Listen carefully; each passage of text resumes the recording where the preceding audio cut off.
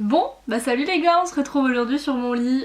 C'est le lieu où je ne pensais pas filmer parce que j'ai un lit en hauteur, donc j'ai très bien genre mon trépied sur mon lit. Aujourd'hui je vais vous reparler encore une fois de la licence que j'ai faite de façon très brève, vu que j'y suis restée 2 mois. Moi j'étais en anglais et russe. Généralement on a tous la base de l'anglais et la deuxième langue ça dépend de toi en fait. Mais moi j'avais pris russe. Pourquoi je refais cette vidéo? Parce que quand j'ai fait ma première vidéo sur ma licence LEA, j'avais un avis très condescendant envers la fac. Je pense que je n'avais pas le meilleur avis du monde et j'étais très orientée vers le côté négatif.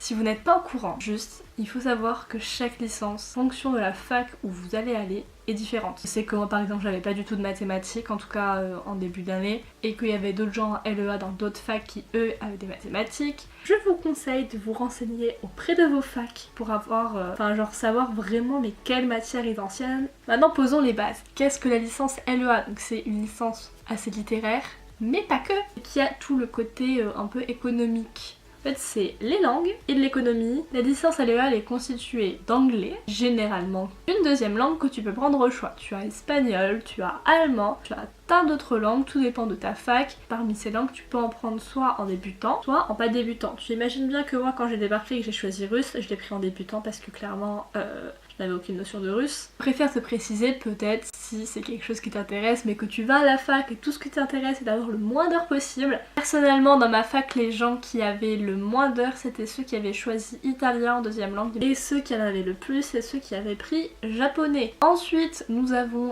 les matières un peu plus économiques, donc économie 3. Moi, il me semble pas que j'avais de la compta. Qu'est-ce que c'est? Non, mais parce que c'est bien beau de te dire anglais, la seconde langue et l'économie, mais qu'est-ce qu'on y fait? Eh bien, je vais te le dire. Nous avons eu civilisation anglaise. Après, il y avait tout ce qui était traduction, version et contraction. Après, on avait aussi les cours de grammaire en anglais. Ça, c'était chouette parce que clairement, j'avais pas trop les bases en grammaire.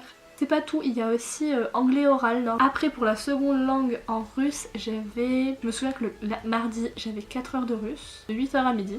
Il y avait grammaire, oral, civilisation russe. Concernant l'économie, j'avais 2 heures d'économie dans la semaine, c'était en CM. Et souvent ce qui se passait en langue, c'est que tous mes cours d'anglais en fait étaient en TD, c'est-à-dire en petits groupes. Bien loin là d'idée que le truc d'anglais se passe dans un amphi, qu'on galère à écrire, on était en petits groupes avec un prof, donc on pouvait totalement lui parler, tu levais la main, le prof t'entendait, t'étais pas entouré de 700 autres zigotos qui criaient dans l'amphi, clairement pas. Tous les trucs d'oraux, genre de cours d'oraux en russe, ne te dis pas que tu vas être dans un amphi, que tu vas pas parler, parce que moi personnellement c'est ce que je me disais, et au final je me suis retrouvée chaque mardi matin à devoir parler en russe à l'oral. Alors franchement c'est génial parce que l'oral pour pratiquer et apprendre une langue, à la base. Mais bon, quand t'as pas trop confiance, puis l'oral, tout ça, en plus en russe. Tout ça pour dire que l'idée de non mais la fac, c'est que en amphi, c'est hyper grand, t'as pas de personnellement, dans ma fac, c'était pas comme ça. Enfin, tous les trucs qui étaient liés aux langues, c'était dans des petites classes. Après, tout ce qui était cours de droit, civilisation russe, et 2-3 autres trucs c'était en amphi, mais c'était des choses un peu plus techniques, donc en gros c'est pas très gênant. Sinon nous avons des petits cours en plus, c'est-à-dire des cours qu'on avait sur internet, on devait prendre des notes, nos devoirs étaient sur internet aussi là pour la plupart, et on avait aussi un truc charmant qui s'appelle le projet Voltaire. On a le C2I, donc c'est un peu le truc que toutes les facs se tapent parce que c'est comme ça. Tu dois faire le C2I et c'est comme ça, c'est dans le truc, c'est le C2I, on apprécie fortement. Moi, il y avait le projet Voltaire, après nous on a eu des tests de français et d'anglais avant genre la première semaine de la fac pour évaluer notre niveau, et en fonction de ça on avait possibilité d'avoir des heures en plus si notre niveau le demandait. Et niveau devoir, comme je vous l'ai dit, moi j'en avais beaucoup sur internet, c'est-à-dire que chaque semaine on avait une sorte de plateforme en ligne et on avait des tests à compléter, et des fois il y en avait plusieurs, ça passait par niveau, on pouvait pas les sauter tant qu'on n'avait pas réussi le premier exercice. En gros, fallait juste prendre les devants, être autonome et aller voir s'il y avait des nouveaux exercices à faire, etc. Parce que t'avais pas une petite notification en mode salut les gars, il y a un contrôle à faire, non? D'ailleurs, je vais te lire un petit peu vers quoi ça peut mener. Affaires, commerce et échange international, traduction spécialisée et nouvelles technologies. Après, il y a tout ce qui est métier de la recherche, didactique des langues, enseignement secondaire et recherche, professorat des écoles. Après, il y a les métiers de la fonction publique, les métiers de l'informatique et de la communication, les métiers de la traduction et les métiers de la culture et du patrimoine, donc ça peut se tourner vers le tourisme. Et donc en niveau de métier, il y a assistant export, assistant de gestion de comptabilité, technicien gestionnaire de transit, chargé de logistique, traductrice, chargée de communication, consultante en gestion des ressources humaines, chargée de mission affaires et projets européens. T'as pas que les langues, tu n'as pas que la traduction, tu peux très bien te spécialiser dans un master, quelque chose qui fait beaucoup plus international. Et en parlant des masters, il y a donc master commerce international et marketing, commerce et management international, master économie de la mondialisation, master économie extérieure et master développement international de la PME-PMI.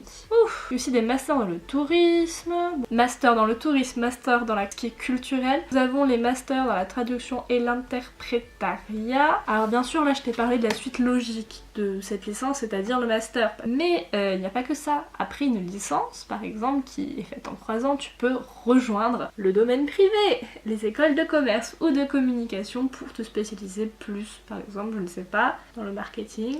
Ah, regardez mon t-shirt! Outre le fait de cette licence, j'aimerais juste revenir sur la fac, parce que je pense qu'il y a des gens qui ont peut-être peur, qui se disent waouh, mais qu'est-ce que la fac? Je vais rentrer dans un univers totalement nouveau, genre ça va être grand et machin. Mais j'ai trouvé que genre la mentalité de la fac, comparée au lycée, c'était totalement autre chose et c'était vachement cool.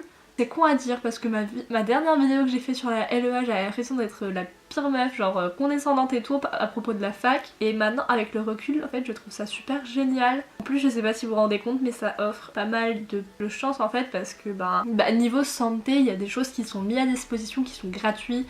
Il y a des choses aussi, des licences de sport, des licences, enfin pas des licences mais des propositions et plein de choses culturelles qui sont mises à vous gratuitement, alors que de base c'est des choses qui peuvent coûter très très cher. Enfin je sais que par exemple dans ma fac à Bordeaux pour 25 € on avait le pass sport et en fait on avait plein de choix de sport, donc ça correspondait à une licence de sport et on pouvait en prendre autant qu'on voulait, donc bien sûr on n'en prenait pas 100 parce que la semaine on avait quand même cours, mais juste pour dire qu'en fait ça c'était juste 25 € alors qu'une licence dans un club de sport généralement ce n'est pas 25 €, tu le sais très bien que ce n'est pas 25 €. Il y a plein d'autres choses comme ça, il y a plein de choses culturelles, de conférences ou de choses comme ça qui vont se faire. Moi je dis ça parce que je suis à Bordeaux, du coup c'est pas mal de trucs, je sais pas s'il y a toutes ces petites choses on va dire dans les autres facs mais je pense quand même un minimum. Et pour te dire qu'il y a quand même pas mal de choses qui sont offertes et sois content que il y a quand même pas mal de choses positives à la fac. Voilà, si vous avez des questions sur la fac, sur la licence LEA ou autre chose, je ne sais pas, sur la météo qu'il fait aujourd'hui, dites-le moi en commentaire et je vous répondrai avec plaisir. Et petit message de fin, si vous trouvez pas votre orientation, votre licence, votre master, votre chemin de vie à 18 ans, c'est pas grave. Clairement, vous allez vous en remettre, vous avez plein d'autres années pour recommencer d'autres études ou vous lancer dans ce qui vous plaît. La bise les gars.